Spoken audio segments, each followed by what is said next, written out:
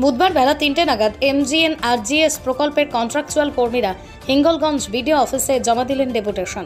আসন্ন লোকসভা নির্বাচনে ডিউটি থেকে অব্যাহতি দেওয়া হোক হিঙ্গলগঞ্জের বিভিন্ন এলাকার MGNRGS প্রকল্পের কন্ট্রাকচুয়াল কর্মীদের, এমনটাই আবেদন জানিয়ে হিঙ্গলগঞ্জ ব্লকের বিভিন্ন এলাকায় প্রায় 21 জন MGNRGS প্রকল্পের কন্ট্রাকচুয়াল কর্মীরা বুধবার হিঙ্গলগঞ্জ ব্লকের বিডিওর কাছে একটি ডেপুটেশন জমা দেয়।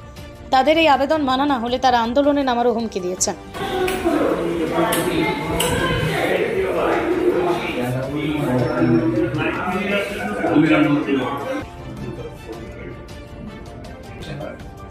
যারা কন্ট্রাক্টর হিসেবে আছে তাদেরকে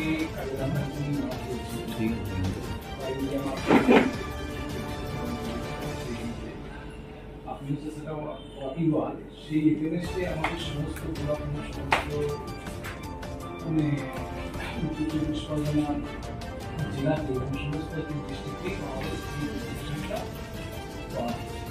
সেখানে স্যার আপনার একটা সহযোগী বা আপনার কিছু পদক্ষেপ আমরা আপনার কাছ থেকে চাচ্ছি, যেহেতু আপনার ইচ্ছা আপনার কাছে আশা করবো যে আমরা যে ডিসকাশনটা সারা করছি সেই সারাটাকে যদি পাঠিয়ে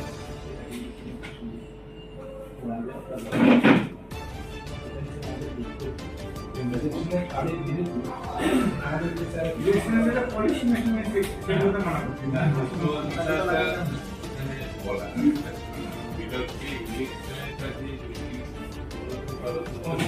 দুর্ঘটনা হয়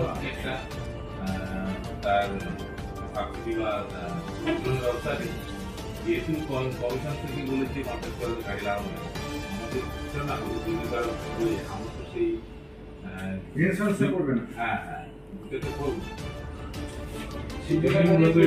একটা নিজের ড্রাইভার থেকে যাচ্ছে, যদি পরে কোনো কিছু ঘটে যায় তার জন্য ড্রাইভার থেকে অভিভাবক হিসাবে ভালো লাগে আছে আমার পার্সোনাল হিসেবে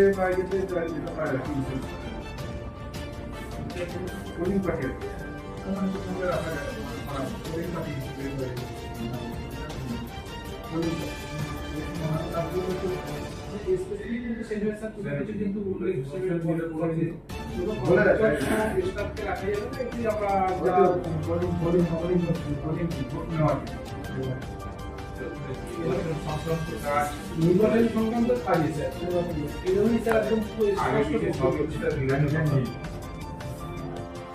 যে স্মারকলিপি জমা দিয়েছি, আমাদের মূলত যে দাবি যে আমরা আসন্ন যে লোকসভা নির্বাচন সেই লোকসভা নির্বাচন থেকে আমরা অব্যাহতি চাইছি। তার কিছু কারণও রয়েছে। তার কারণ হচ্ছে আমরা দীর্ঘ 15 বছর 100 দিনের কাজের প্রকল্পে কর্মরত আছি। আমরা পশ্চিমবঙ্গকে লাগাতার 4 বছর প্রথম স্থান অধিকার করিয়েছি, কিন্তু বিগত 2 বছর হয়তো 100 দিনের কাজের প্রকল্পের টাকা কেন্দ্র সরকার থেকে বন্ধ রয়েছে।